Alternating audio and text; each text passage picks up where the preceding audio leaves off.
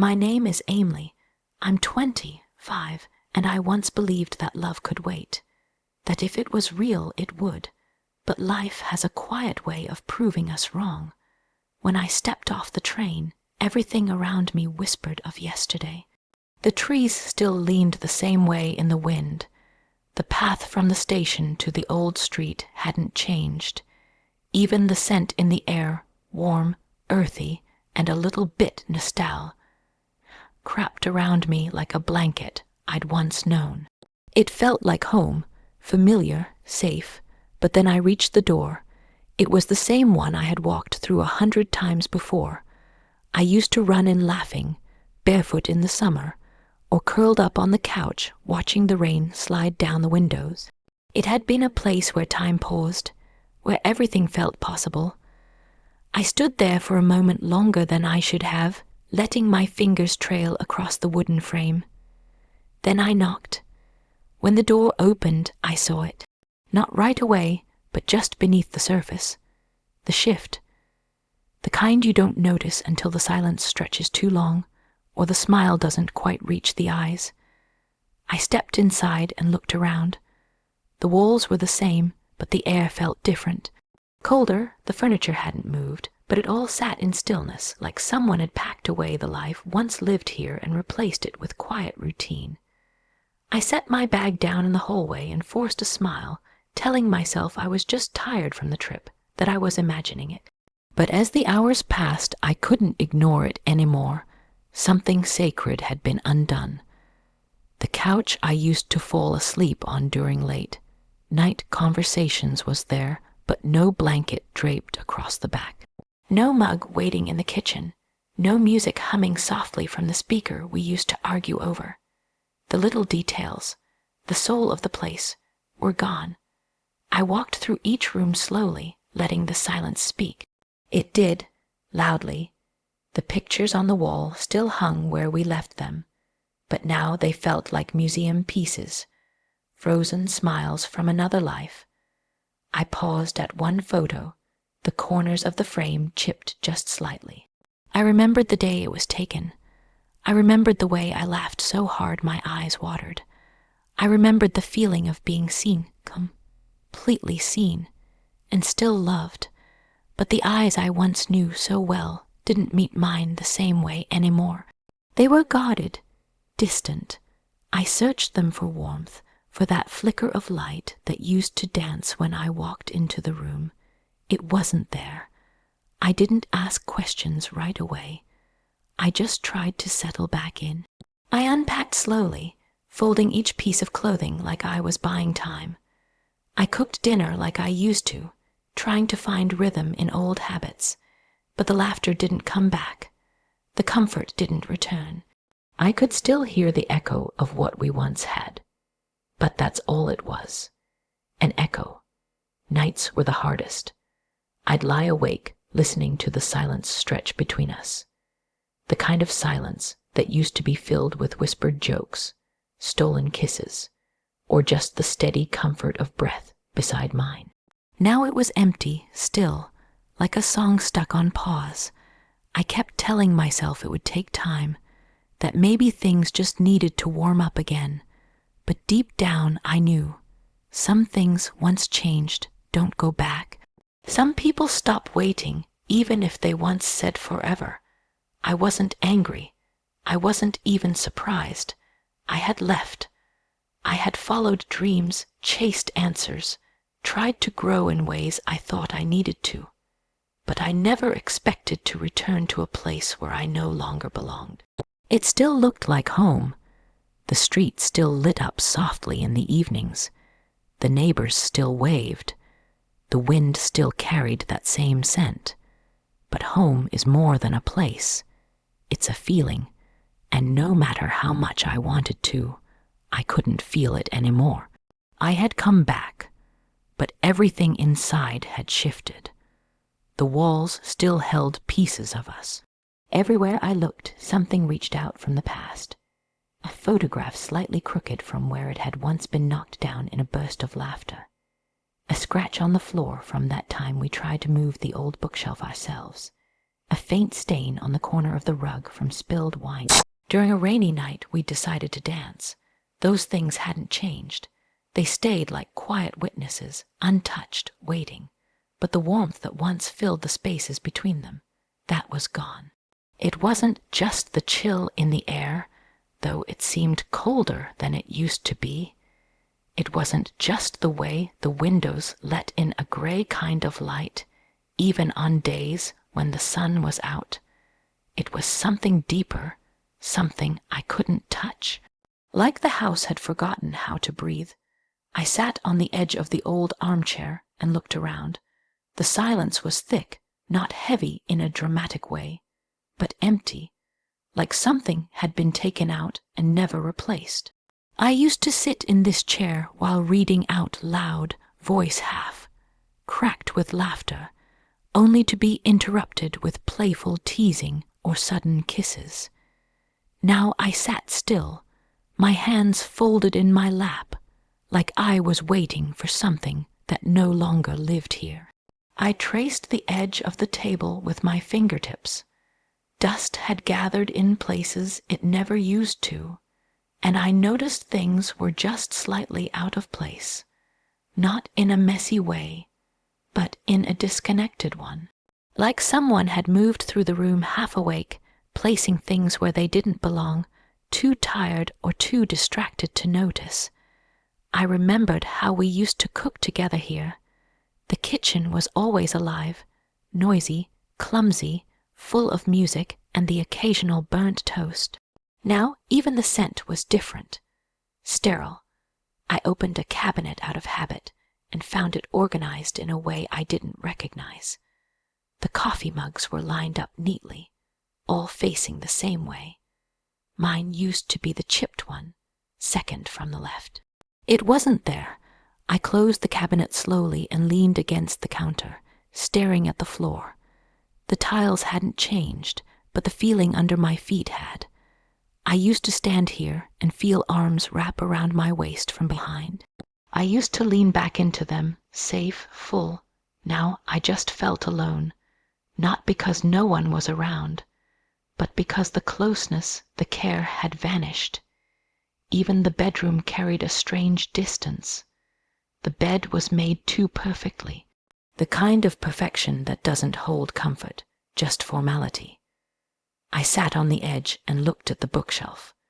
My favorite novels were gone.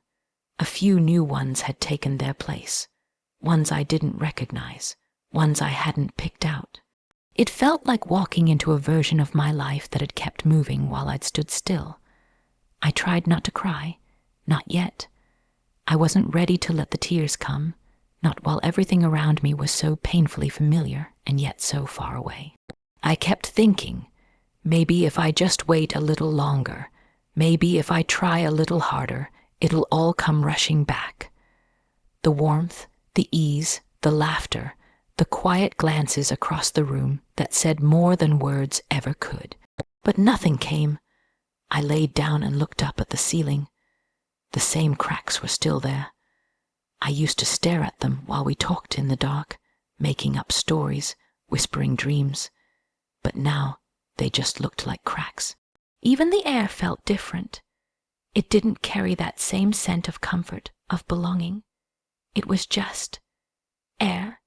That was the hardest part. Not the silence, not even the changes, but the way everything had stayed the same on the outside, just enough to hurt, just enough to make me wish for something that wasn't here anymore. Memories clung to the walls, but warmth had quietly disappeared. I used to feel it before I even walked into a room, those eyes waiting for me. They'd find mine instantly, like they'd been searching since I left. There was a softness in them, a pull, something unspoken but certain. That kind of connection doesn't happen twice, or so I thought. The first time we saw each other again, I smiled too quickly. I was nervous, of course, but hopeful.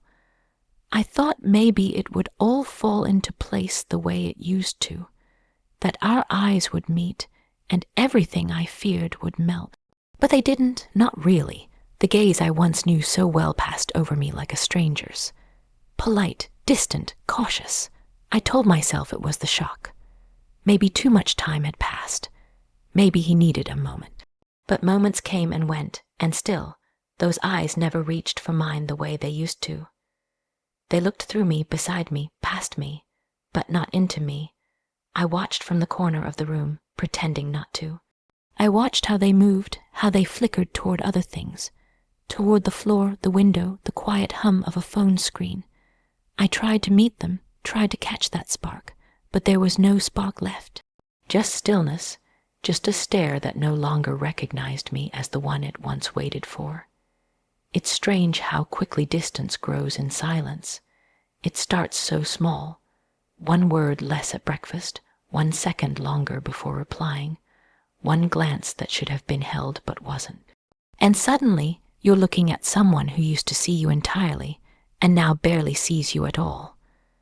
We'd sit across from each other and talk about simple things, weather, errands, the little daily nothings, but it all floated above us like smoke. I kept trying to pull the conversation deeper, to say something real, but every attempt slipped away. I'd say something soft, hoping to land closer, and those eyes would shift politely, nod, and look down. Once they used to search for mine across a crowded room, desperate, playful, aching to connect even with a glance. Now they only met mine when they had to. I started to wonder if maybe it was me. Maybe I had changed too much. Maybe the space I'd left behind had been filled in with other things.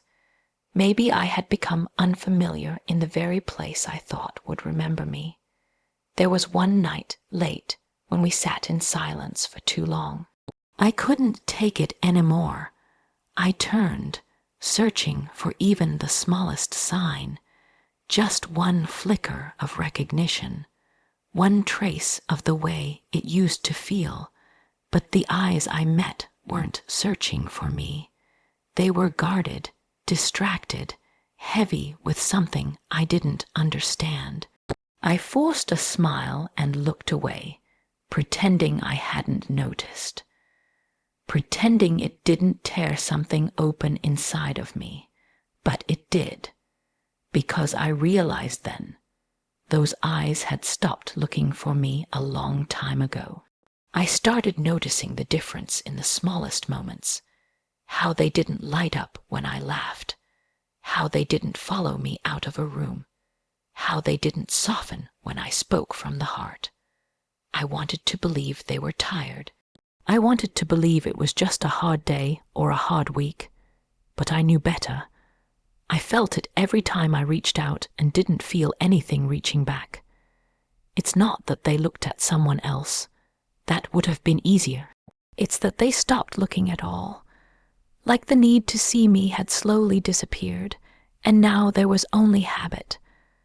Eyes that once held every answer now held none. I started to feel invisible in my own story, like I had returned to a chapter that had already ended. And no matter how hard I tried to reread the lines, to understand what had changed, the words just didn't carry the same meaning anymore. That kind of silence can't be explained to anyone. You have to feel it. You have to know what it's like to be in a room with someone who once made your whole world feel alive, and now barely notices when you walk in. Familiar eyes no longer searched for mine. The living room used to be filled with the sound of laughter, real, unfiltered, the kind that came from somewhere deep. We used to laugh until we couldn't breathe over the smallest, silliest things. Burnt toast, mismatched socks, inside jokes no one else would understand. That laughter had lived in these walls, soaked into the fabric of the couch, the corners of the room, the space between us. It had once made everything feel weightless. Now it echoed. I sat on the same couch, in the same spot, knees pulled to my chest, and listened. Not to sound, but to the absence of it. The silence that used to be comforting now pressed in around me like something cold. It was strange how loud it could feel when nothing was being said. I picked up a photo from the shelf, one where we were laughing mid-frame, my head tilted back, eyes half closed, joy written all over my face. I remembered exactly what had made us laugh. Something ridiculous, probably. It didn't even matter. What mattered was that it had been real. We used to laugh like we belonged to each other, but that kind of laughter doesn't come back on command. I tried, I really did. I told stories, tried to be light, to be funny. But every time I spoke, the response was a soft smile, a polite nod, or just a glance toward the clock. I could hear the difference, feel the weight in the air. Jokes fell flat. Words drifted away. I wanted to believe it was just a mood, just tiredness, just adjustment. But deep down I knew there were moments when I'd laugh anyway, out of habit, out of hope, but it felt like laughing into an empty hallway. Nothing came back. The warmth that used to fill the space afterward, the way we'd look at each other and feel closer for it, that was gone. Now laughter came alone and left even quieter. I remembered nights we'd stay up for hours, trying not to laugh too loud in the dark, sharing thoughts between giggles, half whispers, fingers brushing. The kind of closeness you don't plan, you just fall into. The kind that heals you without trying. I remembered the feeling of belonging in that sound, of being safe in it. But memory and reality don't always meet in the middle. Now we barely spoke unless necessary. Conversations had become brief, practical, stretched thin. I'd look up from whatever I was doing, hoping for a glance, a smile, something spontaneous. But there was always a phone in hand or a faraway look. Sometimes I wanted to say, "Do you remember us?" But I didn't, because I wasn't sure I wanted to hear the answer.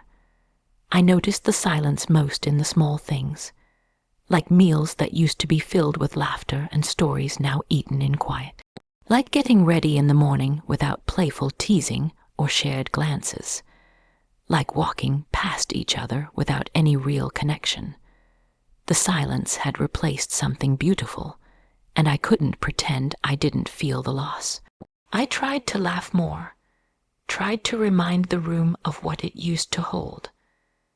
But a smile means nothing when it's not shared, and joy starts to feel lonely when no one meets you in it. I sat by the window one afternoon, watching the street below, hearing echoes of laughter from somewhere outside. Neighbors, children, life happening somewhere else. And it hit me then, not suddenly, but with that quiet certainty that sneaks up when you least expect it. We weren't laughing anymore because we weren't us anymore, and maybe we hadn't been for a while. The walls remembered, though, they held onto the past like they were waiting for it to return, but I knew better. Laughter once shared doesn't disappear, but when it no longer has a place to land, it becomes something else. A memory, a reminder, an echo. Laughter once shared now echoed with silence.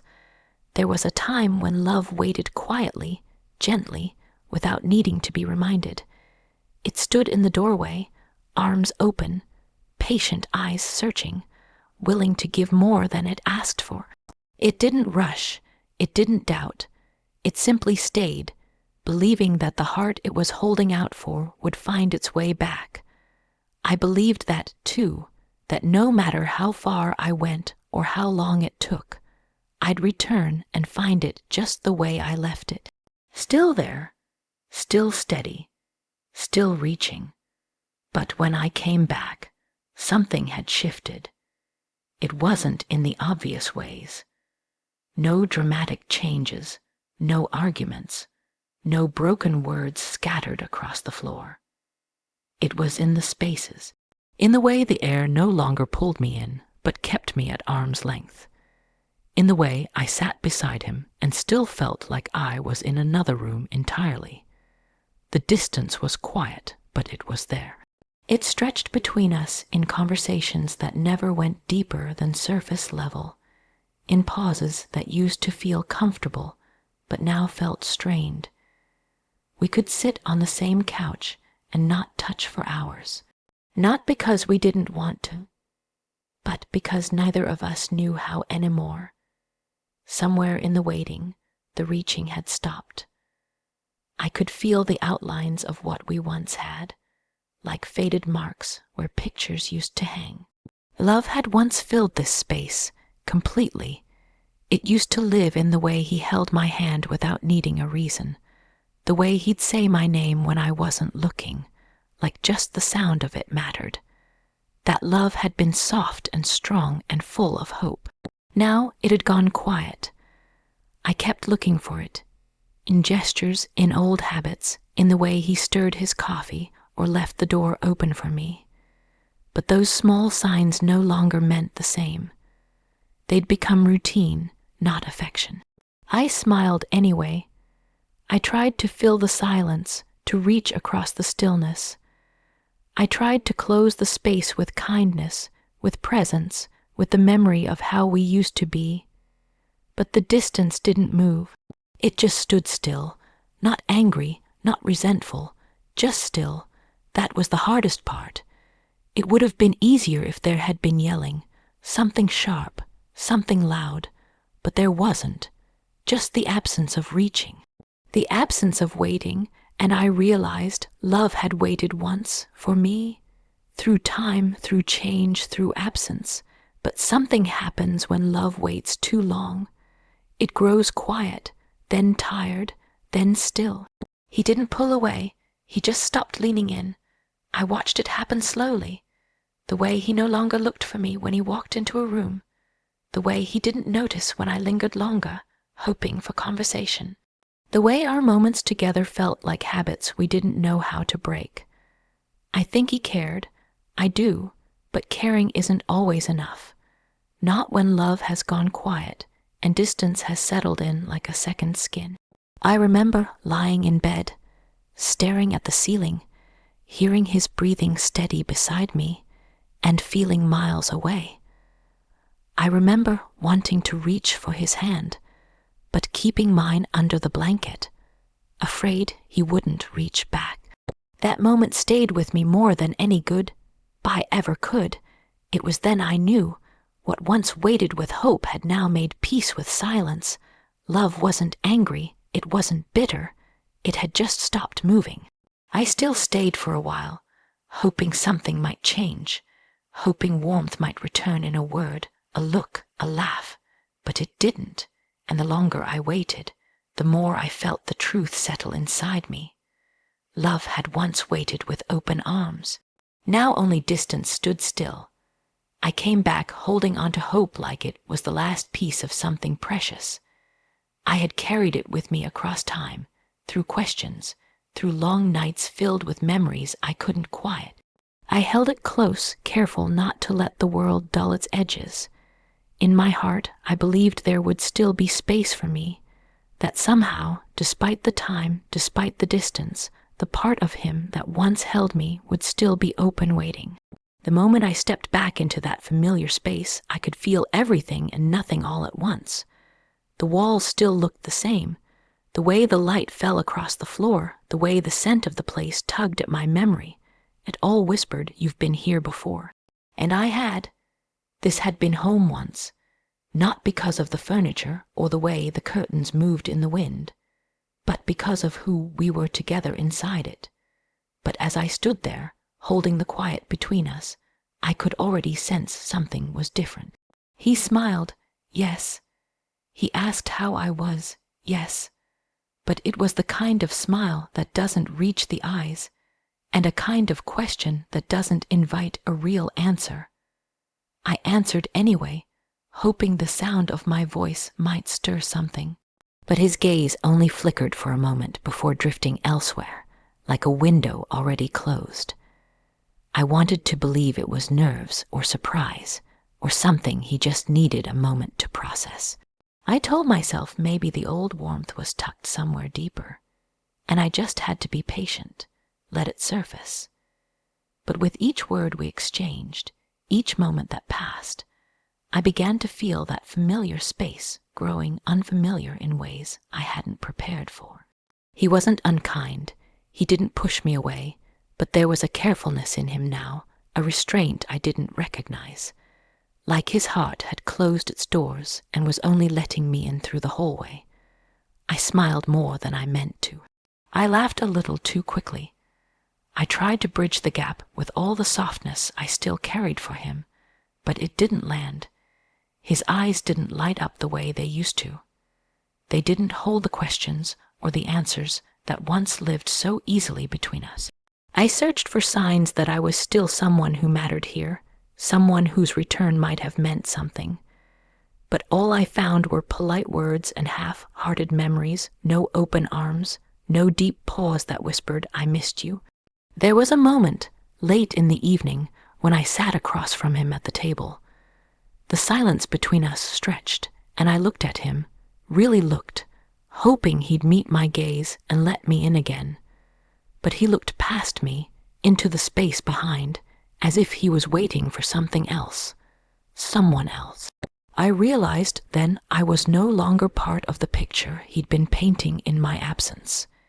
He hadn't said it outright, but he didn't need to. Sometimes it's not the words that tell you it's over. It's the absence of welcome. It's in the way a heart once wide open has quietly folded in on itself, protecting what's left, no longer offering shelter. I had returned thinking love would remember me, that even if it wasn't the same, it would still recognize my name in his chest. But he had learned to live without that part of us, and I had returned to a door that no longer opened. I sat alone that night in the quiet room that used to echo with our laughter. I held my hope in shaking hands and realized I had brought it to the wrong place. Or maybe just at the wrong time. His heart was no longer waiting. It had already moved, already settled into something else, something new, something I was not part of. I came back with hope, but found a heart already closed.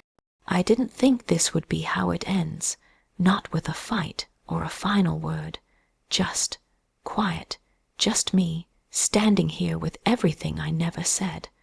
I came back because I thought love waited. I thought some part of what we had would still be here, still be warm, still be real. But I was wrong. Or maybe I was just too late. You never said you stopped loving me, but you didn't have to. I saw it in the silence, in the spaces between us, in the way your eyes didn't hold me anymore. You let me back into the room, but not into your heart. And I tried to reach you the way I used to. I smiled like I used to. I waited like I used to. But you were no longer waiting for me, and I can't keep pretending this space still holds us. I can't keep hoping for something that isn't reaching back. I wanted to believe that love could survive time, that distance could be healed by return, but I see now, love isn't just about showing up. It's about being let in. And you've already closed that door, so I'll stop knocking. I'll let go. Not because I stopped caring, but because I care too much to stay where I'm no longer seen. I won't beg to be remembered by someone who's already moved on. You deserve your peace, and I deserve mine. Thank you for the part of you that once waited, for the love that once made me feel like I was home. I'll carry that with me, softly, quietly, but I won't carry this ache any longer. Goodbye, not to what we were, but to what will never be again.